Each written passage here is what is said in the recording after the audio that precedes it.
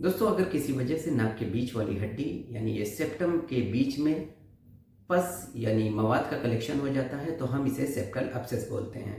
वैसे तो ये कोई बड़ी बीमारी नहीं होती है, लेकिन अगर इसका प्रॉपर ट्रीटमेंट ना किया जाए तो हो सकता है कि नाक के बीच का पर्दा हमेशा के लिए चौड़ा हो जाए यानी थिक हो जाए, या फिर नाक के बीच की हड्डी गल जाए, जिसकी वजह से नोज के जो ब्रिज है इसका सपोर्ट खत्म हो सकता है और नाक बीच से दब सकती है, जिसे हम सैडल नोज डिफॉर्मिटी कहते हैं, जो देखने में काफ़ी खराब लग सकता है।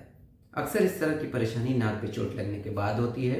नाक पे चोट लगने के बाद नाक के बीच वाले पर्दे में ब्लड का कलेक्शन हो जाता है, जिसे हम सेप्टल हेमाटोमा बोलते हैं।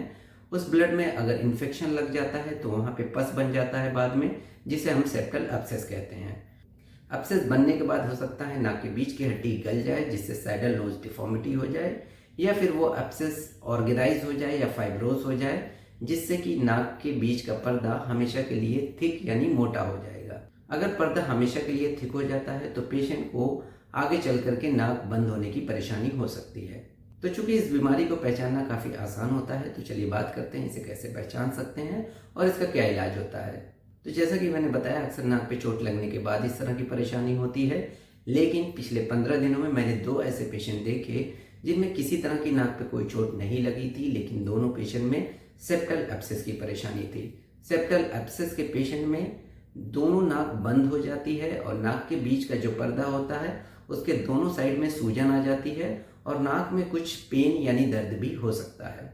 तो इस तरह से इसे आसानी से आप पहचान सकते हैं और इसके इलाज के लिए डॉक्टर नाक के बीच वाले पर्दे पे एक छोटा सा चीरा लगाते हैं, जिससे जो भी अंदर पस है वो बाहर आ जाए, और दोनों तरफ की नाक में पट्टी डाल देते हैं, जिससे कि सेप्टम के ऊपर दोनों तरफ से प्रेशर बना रहे ताकि दोबारा से पस का कलेक्शन ना हो। फिर कुछ घंटों के बाद डॉक्टर्स वो पट्टी को निकाल देते हैं और कुछ एंटीबायोटिक्स दी जाती हैं पेशेंट को, जिससे पेशेंट कंप्लीटली ठीक हो जाता है। तो ज़रा सी सावधानी रख करके आप अपनी नोज़ की डिफॉर्मिटी, सैडल नोज डिफॉर्मिटी से खुद को बचा सकते हैं। तो उम्मीद करता हूँ ये वीडियो आपके लिए हेल्पफुल रहा होगा। मिलते हैं नेक्स्ट वीडियो में एक और टॉपिक के साथ। Thank you.